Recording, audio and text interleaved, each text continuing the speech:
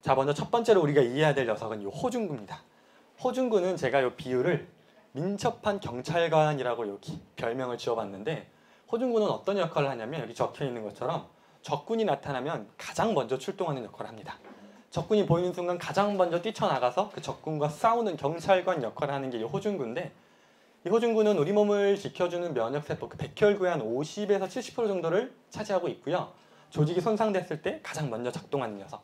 그러다 보니까 우리가 급성 염증 반응에서 가장 주된 역할을 하는 애들인데, 얘네들은 이 적군을 어떻게 죽이냐면 잡아먹는다고 표현하는데, 탐식작용, 식균작용이라고 해서 이 도둑놈을 잡아서 끌어안고 어떤 물질을 주입해서 얘를 죽여버리는 역할을 해요. 이 호중구가 첫 번째 우리가 기억해야 될 역할, 기억해야 될 면역세포고요. 두 번째로는 호삼구, 호염기구라는 것들이 있는데, 얘네들은 상대적으로 중요도는 조금 떨어진다고 생각할 수도 있는데, 제가 비유를 얘네들은 듬직한 경찰관이라고 해봤어요. 어떤 역할을 하냐면 얘네들은 아까 호중구에 비해서 가지고 있는 과립들이 조금 많아요. 그 안에 머금고 있는 무기들이. 그러다 보니까 조금 더 적군에 대해서 듬직하게 대응을 해주는 역할을 하는데, 호삼구 같은 경우에는 이 백혈구의 한 4에서 5% 정도를 차지하고 있고요. 구체적으로는 열을 낸다거나 우리가 기침, 가려움, 부종, 특히 기생충 감염에 주된 역할을 하는 이 면역세포인데, 호염구 같은 경우에는 한 0.4% 정도, 백혈구가 0.4% 정도를 차지하고 특히 히스타민 분비와 밀접한 연관이 있는데요. 호염기구 같은 경우에는 2주 후에 다룰 면역 항진 질환과 관련해서 이 호염기구가 매우 중요한 역할을 해서 나중에 좀 더 자세히 다뤄볼 텐데, 오늘은 일단 얘가 이런 히스타민과 관련된 역할을 한다 정도만 기억하시면 좋을 것 같아요. 세 번째로 우리가 기억해야 될 면역세포는 단핵구입니다. 단핵구는 얘는 약간 여러 가지 역할을 하는데, 일단 제가 얘 역할을 정찰병이라고 지어봤어요.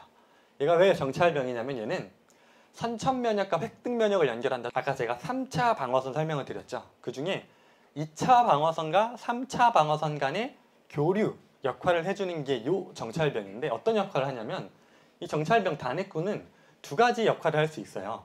단핵구가 마이크로파즈라 그래서 이 대식세포로 분화되기도 하고요. 여기 수지상 세포라고 하는 세포로도 분화될 수 있는 두 가지 능력을 가지고 있는데, 마크로파즈는 어떤 역할을 하냐면 똑같이 아까 호중구랑 비슷하게 식균작용, 요 적군을 잡아서 먹어 치워버리는 역할도 하고요. 두 번째로는 항원제시라고 하는데, 얘가 무슨 말이냐, 도둑놈을 잡았어. 잡은 다음에 이런 도둑놈이 우리 몸에 들어왔습니다 라고 보고해주는 역할. 자, 그 다음에 이 수지상 세포의 역할은 뭐냐면, 아까 제가 그림 그렸던 3차 방어선 중에 이 T세포, B세포, NK세포는 3차 방어선에 속하는 애들이었어요. 기억이 나실지 모르겠어요. 벌써 다들 그래도 고개를 끄덕이고 계세요. 이 3차 방어선에 있는 애들한테 정보를 전달해주는 역할. 마찬가지로 도둑놈 들어왔다. 도둑놈을 잡아서 이런 도둑놈이 우리 몸에 들어왔습니다 라고 3차 방어선을 지켜주는 역할을 하는 애들한테 가서 전달해주는 역할. 그러다 보니까 제가 얘를 정찰병이라고 이름을 좀 지어봤어요. 그 다음에 네 번째 우리가 이해해야 될 역할, 보조 T세포라는 애인데요. 영어로는 헬퍼 T셀이라고 하는데, 얘는 쉽게 저희가 비유하자면 얘는 사령관의 역할을 하는 애예요. 사령관, 어떤 역할이냐면 아까 이제 단핵구 같은 애들이 도둑놈을 잡고 적군을 잡아서 그 정보를 사령관, 이 사람한테 전달을 해주면 얘가 그 정보를 가지고 면역세포들을 진두지휘합니다.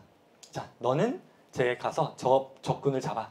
너는 여기 가서 여기를 막아. 이런 식으로 면역세포들을 진두지휘하는 역할을 하는데, 그 진두지휘를 어떻게 하냐면 사이토카인이라고 하는 어떤 신호 전달 물질을 분비해서, 자, T세포 너는 저기 가서 저 적군을 잡아먹고, B세포 너는 여기 대기했다가 이런 놈이 나타나면 꼭 미사일을 쏴서 죽여 라는 이런 식의 신호를 사이토카인이라는 물질을 분비해서 그 신호를 전달을 하는 역할을 합니다.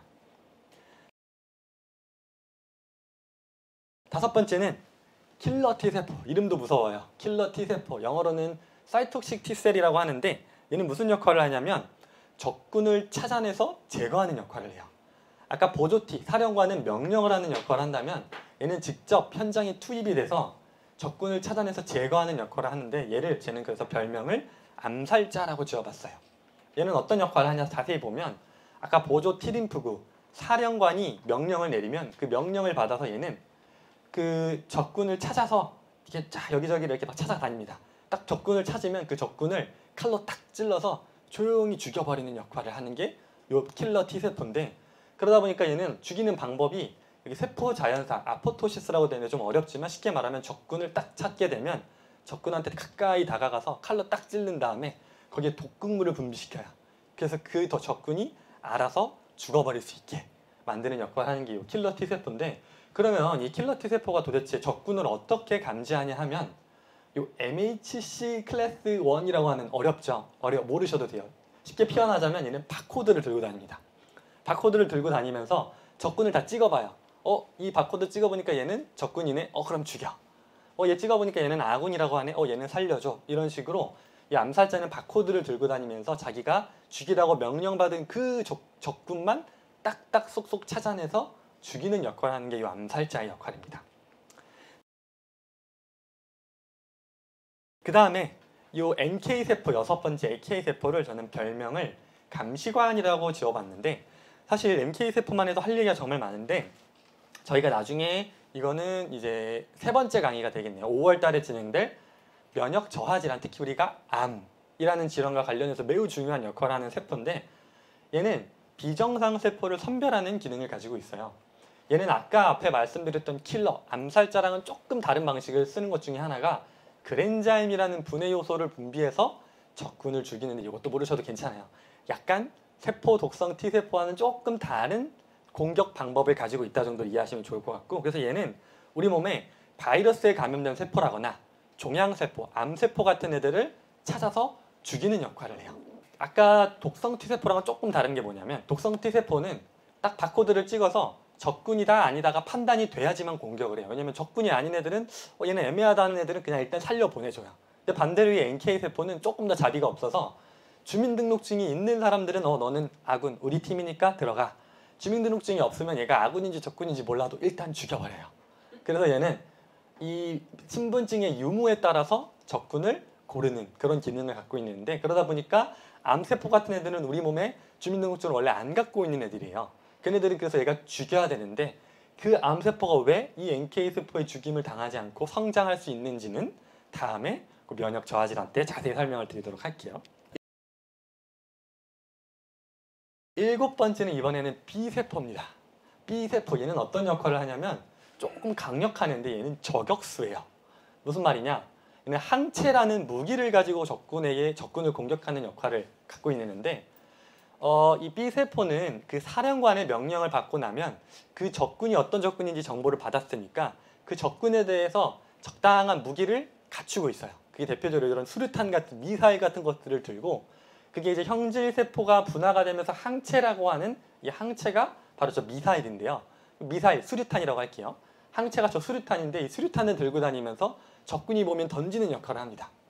그래서 얘가 하는 싸움 반응은 아까 제 암살자라거나 요 NK세포랑은 조금 다르게 얘는 항원 항체 반응, 이 무기를 던져서 적군을 때려 맞추는 역할을 하는 게 요 저격수. 그러다 보니까 제가 별명을 저격수라고 지었어요. 사실 코로나19 때 많이 얘기가 나왔던 것 중에 백신과도 사실 연관이 조금 있는 세포인데요.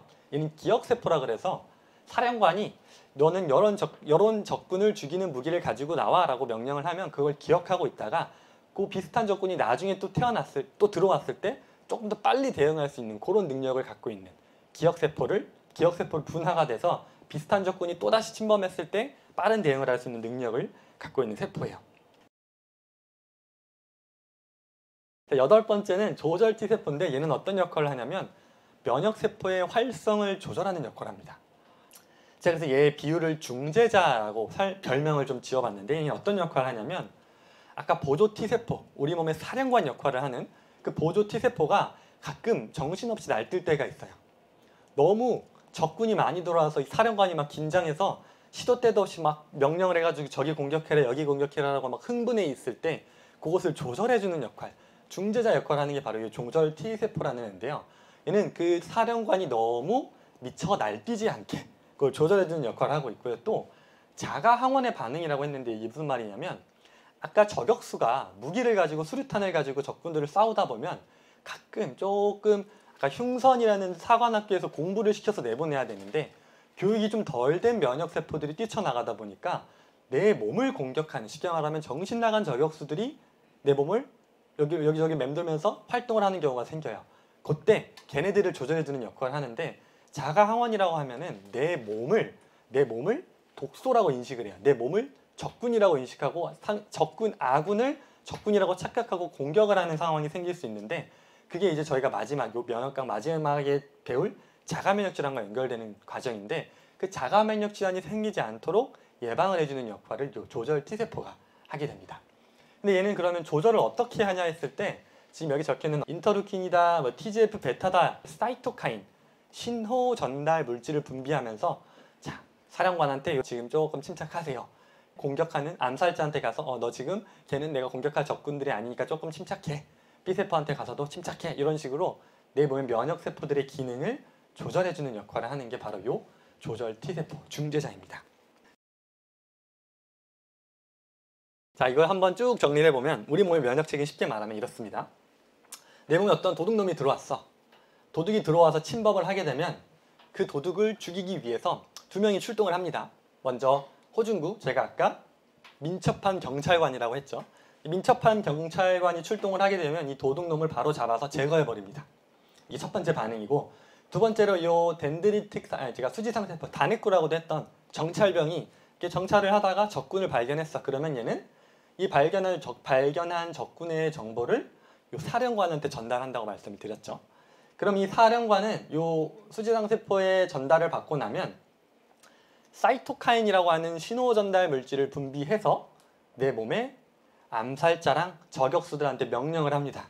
자, 여기에 이런 도둑놈이 들어왔어. 적군이 들어왔으니까 걔네들을 가서 죽여라 라고 신호를 보내도록 되어 있다는 거예요.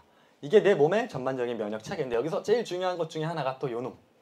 조절 T세포는 아까 말씀드린 것처럼 이 전반적인 면역 세포들이 과도하게 일을 하지 않도록 쓸데없는 아군을 막 때려잡는다거나 적군이 한 명밖에 안 들어왔는데 막 10명이 들어온 것처럼 막 과도하게 온 난리를 치면서 막 공격을 한다거나 이런 현상을 방지하기 위해서 이 조절 T세포 중재자가 우리 몸을 조절하는 역할을 하고 있다는 겁니다.